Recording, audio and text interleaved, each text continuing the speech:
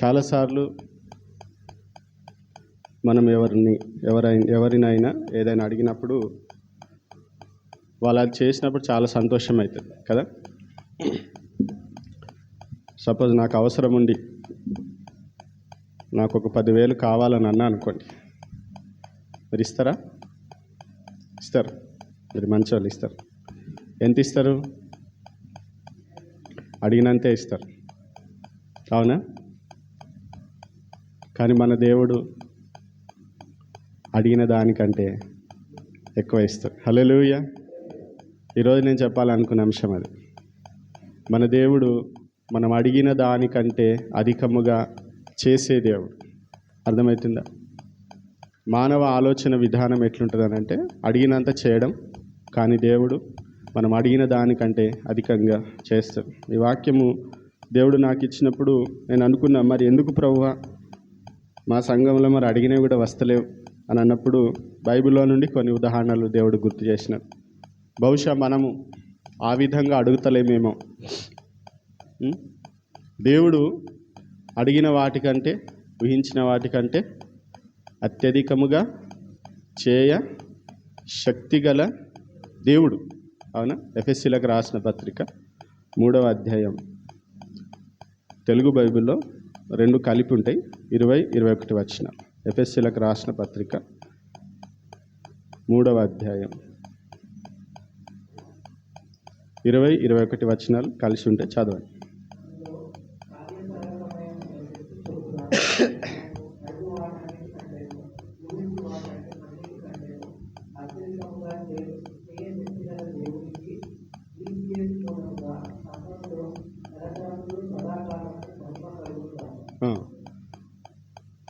తన శక్తి చొప్పున మనము అడుగు వాటన్నిటికంటే, ఊహించు వాటన్నిటికంటేను అత్యధికముగా చేయ శక్తి గల దేవుడు.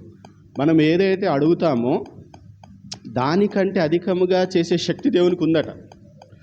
మనం ఏదైతే ఊహిస్తామో, అంటే మనసులో ఏదైతే అనుకుంటామో దానికంటే అధికముగా చేసే శక్తి దేవునికి ఉంది. మరి ఎందుకు మన జీవితంలో అడిగిన వాటికంటే అధికముగా పొందుకోలేకపోతున్నాం? దేవుని యొక్క ప్రణాళిక, దేవుని యొక్క ఉద్దేశం ఏంటంటే తన బిడ్డలకు ఎప్పుడు కూడా అడిగిన దానికంటే అధికముగా ఇవ్వాలి అనేది దేవుని యొక్క ఆలోచన. అయితే మనము అడుగుతున్నప్పుడు ఎలా అడుగుతున్నాం అని ఆలోచన చేయాలి. బైబిల్లో చాలా ఉదాహరణలు ఉన్నాయి, అడిగిన వాటికంటే అధికముగా పొందుకున్నటువంటి ఉదాహరణలు. అర్థమవుతుందా? కానీ కొన్ని ఉదాహరణలు మాత్రమే ఈరోజు దేవుని సన్నిధిలో మీ ఎదుట పెట్టాలని నేను ఆశపడుతున్నా. నా ఆశ ఏంటనంటే మీరు ఏదైతే అడుగుతున్నారో అడిగిన దానికంటే అధికంగా పొందుకోవాలి అనేటువంటి ఆలోచన, ప్రేరణ దేవుడు నాకు ఇచ్చినాడు. అందుకనే ఈ వాక్యాన్ని మీతోని పంచుకుంటున్నాను. ముందుగా మొదటి రాజుల గ్రంథం 3వ అధ్యాయం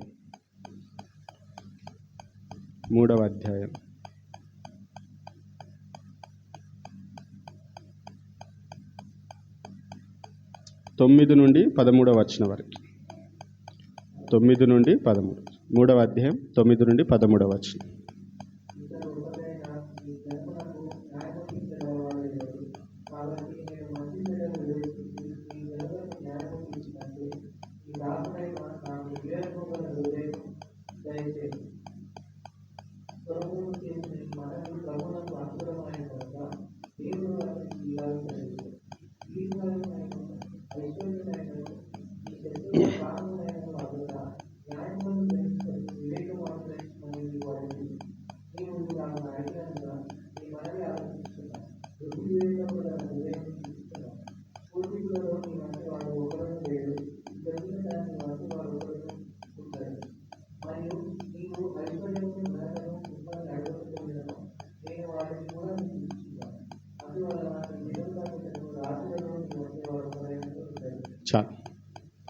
సొలొమోను రాజు ఇక్కడ దేవుని సన్నిధిలో అడుగుతూ ఉన్నాడు కదా.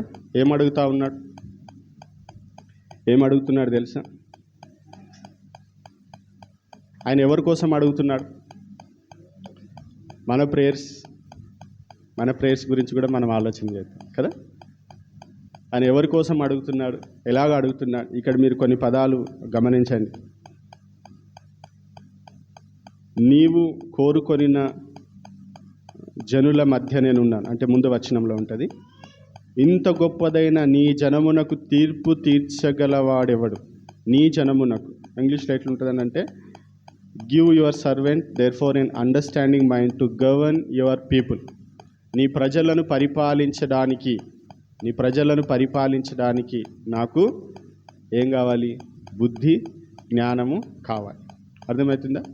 అక్కడ ఆయన చేసినటువంటి ప్రార్థన, వివేకము గల హృదయము దయచేయము అని.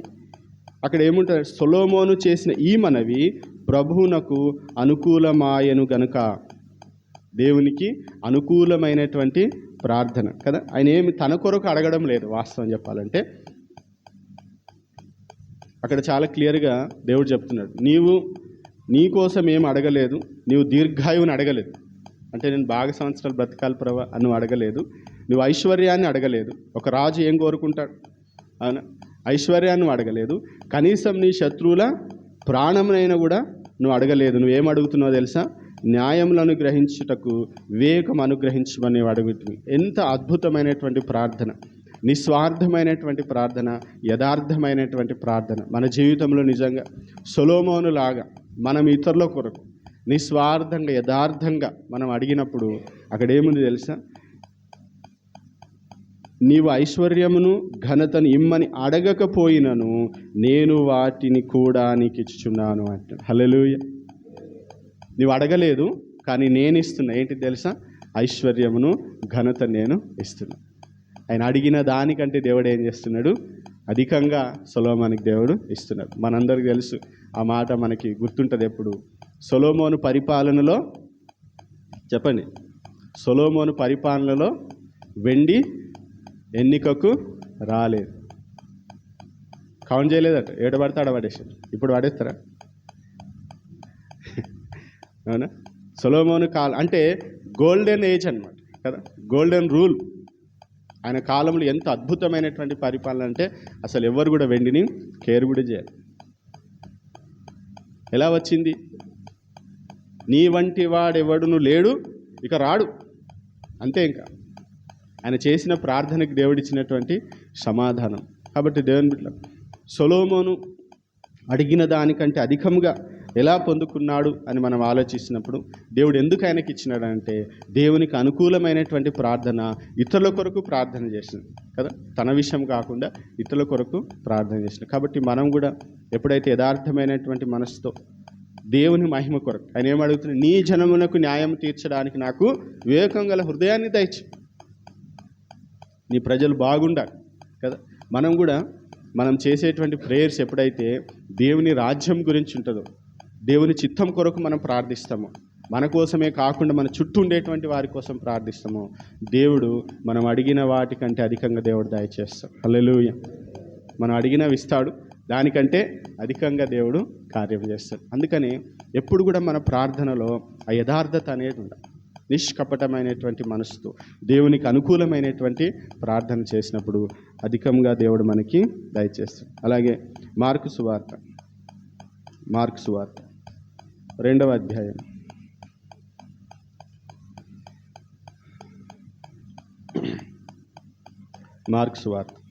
2వ అధ్యాయం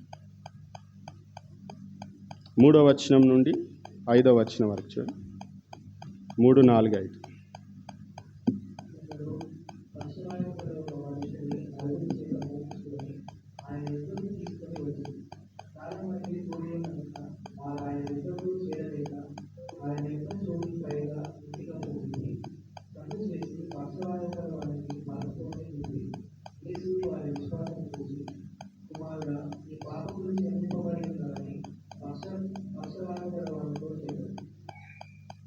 అక్కడ మనం గమనించినట్లయితే అక్కడ ఒక వ్యక్తి కనిపిస్తూ ఉన్నాడు, పక్షవాయువు కలిగిన ఒక వ్యక్తి. అయితే ఈ వ్యక్తిని యేసుప్రభు దగ్గర తీసుకెళ్ళడానికి ప్రయత్నం చేస్తున్నారు. కానీ ప్రయత్నం చేసినప్పుడు సాధ్యం కాదు. వారు ఏం చేస్తున్నారు? తెగింపుతో, విశ్వాసంతో ఒక పెద్ద పని చేసింది. ఏంటిదంటే ఆ ఇంటి యొక్క పైకప్పును తొలగించి యేసు ప్రభు ఉన్న చోట ఆ పక్షవాయువు గల వ్యక్తిని దింపినారు. అర్థమవుతుందా? అక్కడ ఏం కనిపిస్తుందంటే వారి మనవి ఏంటిది? ఈ వ్యక్తిని నీవు బాగు చేయి. అదే కదా వారి ప్రార్థన ఏంటిది? వారి ప్రార్థన ఏంటిది? అక్కడ పక్షవాయువు గల వ్యక్తిని దేవా నువ్వు బాగు చేయి. కాబట్టి యేసు ప్రభువుని ఎదుట ఆయనని దింపినప్పుడు అక్కడ యేసు ప్రభు ఏం చేస్తున్నాడు? ఆయన స్వస్థపరిచిండా? ఏం చేస్తున్నాడు దేవుడు? ఏమన్నాడు? ఇప్పుడు చదివిన వాక్యంలో ఏముంది? యేసు వారి విశ్వాసమును చూచి కుమారుడా, వాళ్ళు ఆయనను ఎందుకు తీసుకొని వచ్చినారు? స్వస్థత కోసం తీసుకొని వచ్చినారు. కానీ దేవుడు క్షమాపణ ఇస్తున్నాడు. అర్థమవుతుంది? ఏది గొప్పది కదా? చాలాసార్లు మనం ఫిజికల్ వాటి కొరకు ఆలోచిస్తాం, కానీ దేవుడు ఏం చేస్తాడు? ప్రాసెస్ ఏంటి తెలుసా? ఎప్పుడైనా సరే స్పిరిచువల్ నుండి ఫిజికల్కి పోవాలి, కానీ మనం రివర్స్ వస్తాం అన్నమాట. ఊర్లలో పోతే చెప్తారు కదా, దేవుడు ఇది చేస్తే నేను చర్చికి వస్తాను, నువ్వు వస్తేంది రాకపోతేంది అనిపిస్తుంది మనసు. అవునా? మొదట దేవుడు ఏం కోరుకుంటున్నాడు? ఆధ్యాత్మికంగా ఆ వ్యక్తి యొక్క సమస్య ఏంటనంటే ఆయనకు మొదట పాపక్షమాపణ కలగాలి. అర్థమవుతుందా? మనం చాలాసార్లు శరీర సంబంధమైన వాటి మీద మనసు పెట్టేసి ఆత్మ సంబంధమైన పక్కకు పెట్టేస్తాం. కానీ దేవునికి ఏది ఇవ్వాలో బాగా తెలుసు. అక్కడ ఆయన స్వస్థపరచలే. ఫస్ట్ దేవుడు చెప్పిన మాట ఏంటంటే నీ పాపాలు క్షమించబడి ఉన్నాయి. వాళ్ళకి ఏం అర్థం కాలి, ఏంది ప్రభు ఇట్లా అంటున్నాడు. ఆ తర్వాత చూడండి 11-12 వచనాలు.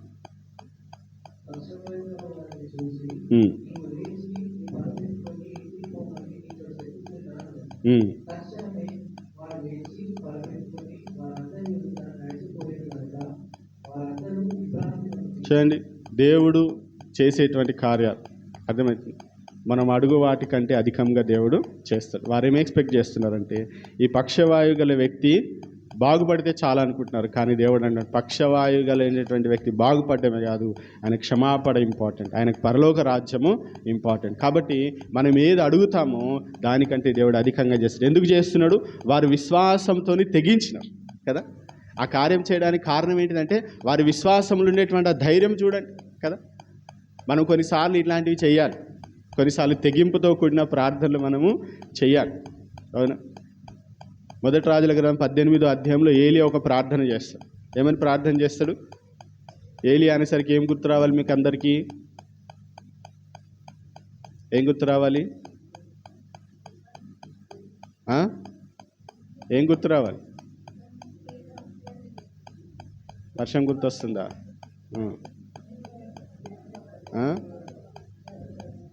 గట్టిగా చెప్పండి. అగ్ని. ఏలియా అంటే ఏం గుర్తు రావాలి? కర్మేలు పాట పాడతారు కదా, ఏది మా బిన్నులేడా? కర్మేలు పర్వతం. అర్థమవుతుందా? చూడండి 18వ అధ్యాయం, మొదటి రాజుల గ్రంథం 18వ అధ్యాయం. దేవుడు అక్కడ అడిగింది ఒకటి, చేసింది ఇంకా గొప్పగా ఉంటుంది. 18వ అధ్యాయం 37-38 వచనాలు. మొదటి రాజుల గ్రంథం 18వ అధ్యాయం 37-38 వచనాలు.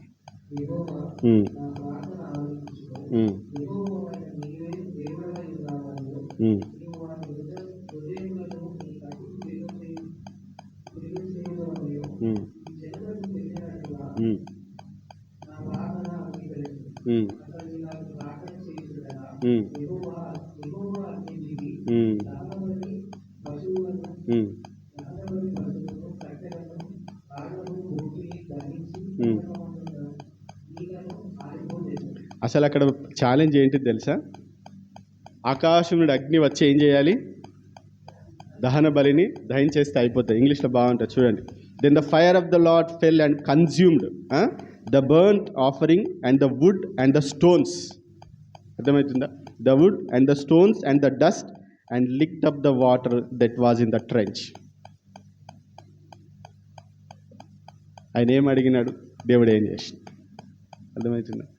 కాబట్టి నిజంగా మనము తెగింపుతో, విశ్వాసముతో, అర్థమైంది, దేవా నీ మహిమను చూపించు, నీ కార్యం ఇక్కడ జరగాలి అని మనం తెగించి ఆయన నిజంగా అన్ని వందల మంది ముందు నిలబడి ఒక్కడే ఏలియా కదా ప్రార్థించినప్పుడు దేవుడు మనం సిగ్గుపరచాడు. మనం అడిగిన దానికంటే అధికంగా దేవుడు చేస్తాం. అక్కడ అద్భుతమైనటువంటి కార్యం జరిగినట్లుగా మనం చూస్తున్నాం. అలాగే మూడవదిగా మనం చూస్తే మొదటి సమూయేలు గ్రంథం 1వ అధ్యాయం 11వ వచనం. మొదటి సమూయేలు గ్రంథం 1వ అధ్యాయం 11వ వచనం.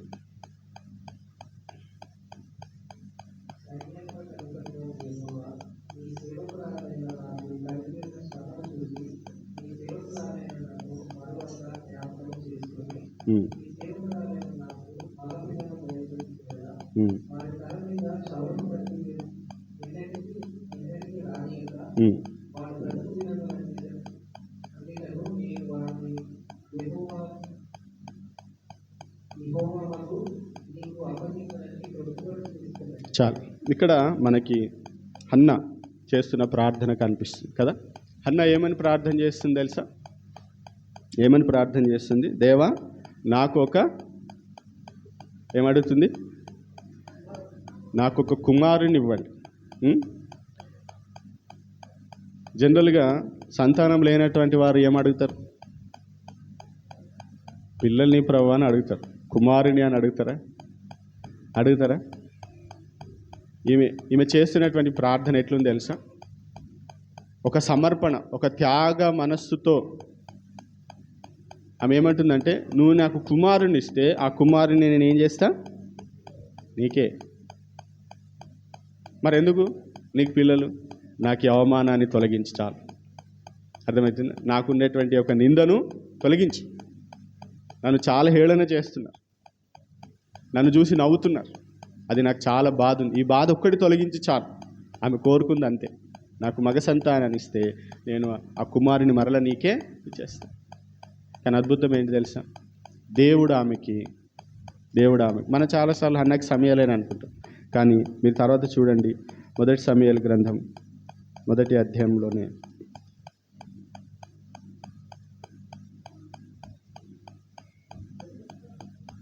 2వ అధ్యాయం 21వ వచనం చూడండి. మొదటి సమూయేలు గ్రంథం 2వ అధ్యాయం 21వ వచనం.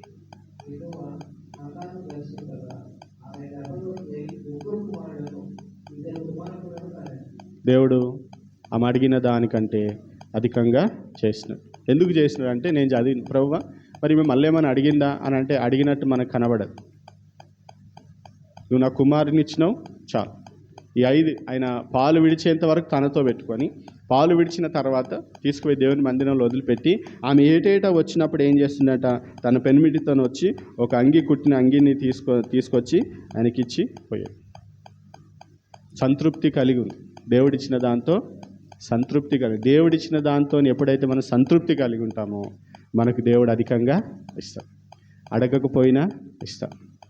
అర్థమవుతుంది? కాబట్టి ఈరోజు హన్నా జీవితంలో అద్భుతమైనటువంటి కార్యం కదా.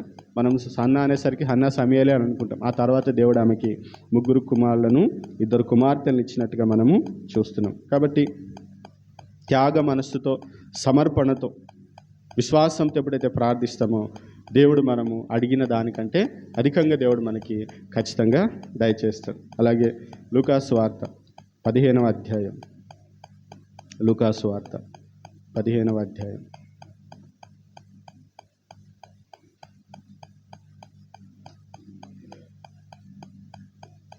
18-19 వచనాలు. 15వ అధ్యాయం 18-19 వచనాలు.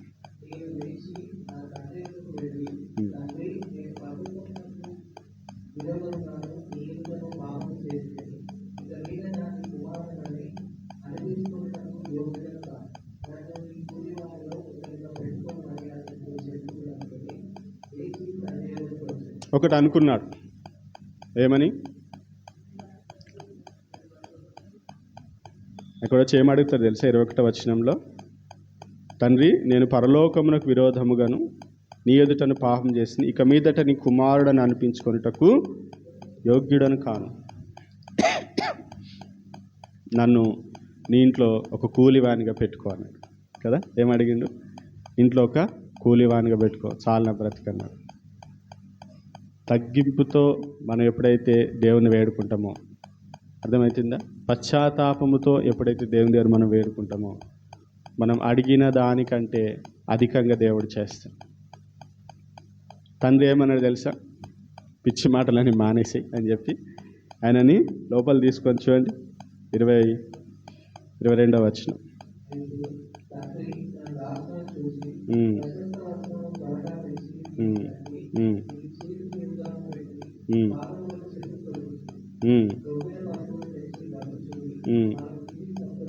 చూడండి, ప్రశస్త వస్త్రములను తీసుకురండి, వీనికి కట్టండి, చేతికి ఉంగరం పెట్టండి, చెప్పులు కూడా లేవు పాపం, పాదములకు చెప్పులు తొడండి. ఒక పెద్ద ఆంక్ష.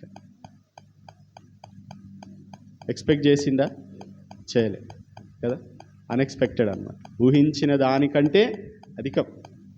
అన్నం దొరికితే చాలనుకున్నాడు కదా, అక్కడ పోయి తిండి దొరికితే చాలు, నన్ను స్వీకరిస్తే చాలు అనుకో. స్వీకరించడం కాదు, నువ్వు ఏదైతే పోగొట్టుకున్నావు, అర్థమవుతుందా, ఆ స్థానాన్ని తిరిగి దేవుడు అక్కడ ఇస్తా ఉన్నాడు. కాబట్టి దేవుని బిడ్డలారా, మనల్ని దేవుడు ఆశ్చర్యపరిచేటువంటి కార్యాలు చేయడానికి దేవుడు సిద్ధంగా ఉన్నాడు. కానీ తగ్గింపుతో ప్రభు దగ్గరికి వెళ్తున్నామా? నేను యోగ్యుడను కాను దేవా అని మనం ఎప్పుడైతే వెళ్తామో, దేవుడు మన యోగ్యతకు మించినవి దేవుడు మనకి దయచేస్తాడు. హల్లెలూయా. కాబట్టి దేవుని సన్నిధిలో ఎలా ఉంటున్నాం, మన జీవిత విధానం ఎట్లా ఉంది, మన యాటిట్యూడ్ ఎట్లా ఉంది, మన ప్రేయర్స్ ఎట్లా ఉన్నాయి, ప్రభు సన్నిధికి పోయినప్పుడు మనం ఆలోచన చేయాలి. దేవుడైతే శక్తిమంతుడు. మన ఎఫెసీ పత్రికలో మనం చూసి, అడుగు వాటికంటే, ఊహించే వాటికంటే అత్యధికముగా శక్తి గల దేవుణ్ణి మనం ఆరాధిస్తున్నాం. అటువంటి దేవుణ్ణి మనం పూజిస్తున్నాం, కీర్తిస్తున్నాం. అలాంటి దేవుడు కలిగి ఉండి అడిగినవి పొందుకోవడానికే ఇంత తనలాడుతూ ఉంటే ఎట్లా మరి? కాబట్టి ఈరోజు ప్రభు సన్నిధిలో మనమందరం కూడా ఈ మాటను మనం విశ్వసించాలి. అర్థమవుతుందా? ఈ విధంగా మనం ప్రార్థన చేయాలి. అర్థమవుతుంది. సొలొమోను ఏ విధంగా అయితే ఇతరుల కొరకు ప్రార్థన చేస్తాం, అర్థమవుతుంది. ఆ తర్వాత వారు విశ్వాసంతో వారు ఏం చేసినారు? ఆ పక్షవాయు కలిగినటువంటి వ్యక్తిని తీసుకొని వచ్చినారు కదా, విశ్వాసంతో వారు తెగించినారు. కొన్నిసార్లు మనం కూడా ఏం చేయాలి? తెగించాలి. తెగింపు ప్రార్థనలు కావాలి, సవాళ్ళను స్వీకరించాలి. ఇప్పుడు ఆ పైకప్పు తీస్తే ఎట్లుంటుంది? లొల్లి, ఏం పట్టించుకోవాలి. అంతమంది ముందు నిలబడి, అవునా మీ దేవుడా నా దేవుడా మనం అంటామా? ఏలియా అన్నాడు. అందుకనే ఈవెన్ స్టోన్స్ కదా, మొత్తం అక్కడ ఉండేటువంటి మొత్తాన్ని దేవుడు చేసేసి. ఈరోజు దేవుని సన్నిధిలో ఉన్నటువంటి మనం ఎలాగుంటున్నాం? త్యాగ మనసుతో ఆ కమిట్మెంట్ చూడండి. పుట్టక ముందే ఆమె చెప్పేస్తుంది, నా కుమారుని మీకు ఇచ్చేస్తాను. ఈ రోజుల్లో అట్లాంటి ప్రార్థనలు మనం చేస్తున్నామా? అటువంటి కమిట్మెంట్స్ ప్రభు సన్నిధిలో మనం తీసుకుంటున్నామా? మనం ఆలోచన చేయాలి. ఆ తప్పిపోయినటువంటి కుమారుడు తగ్గింపుతో ఇంట్లో కూలివానిగా ఉంచుకో చాలన్నాడు. కానీ ఆయన ప్రశస్త వస్త్రం ధరించి కదా, ఒక గొప్ప విందు, ఆయన కుంగరం పెట్టి ఆయన ఏ స్థానంలో ఉన్నాడో ఆ స్థానం. ఆయన నిజానికి ఆయన అర్హుడు కాదు, ఆయన చేసిన పని చాలా ఘోరమైనటువంటి, కానీ తండ్రి ఆయనని స్వీకరించిన. అలాగే ఈరోజు దేవుని సన్నిధిలో కూర్చున్న మనమందరం కూడా మనము దేవుని నుండి ఆశిస్తాం. అడిగిన వాటికంటే ప్రభు అధికంగా చేస్తావు కదా, నా జీవితంలో కూడా మీరు చేయండి. ఇంకా గట్టిగా మాట్లాడాలంటే, కొన్ని అడగకపోయినా దేవుడు మనకి దయచేస్తాడు. అనుకున్న వెంటనే దేవుడు దయచేస్తాడు. అర్థమవుతుందా? అంటే నా లైఫ్లో జరిగిన విషయాలు నేను కొన్ని అనుకున్నా, అంతే, ఇది ఉంటే బాగుండు అంటే దేవుడు అట్లా ఇచ్చేస్తాడు. అడగలే, ప్రభు దగ్గర పోయి మోకరించి, ప్రభు ఇది నాకు కావాలి అని అడగక ముందే ఇది ఉంటే బాగుండు అనుకున్న సందర్భాలు ఎన్నో ఉన్నాయి. అని అనుకున్న వెంటనే దేవుడు అనుగ్రహించిన సందర్భాలు ఎన్నో ఉన్నాయి.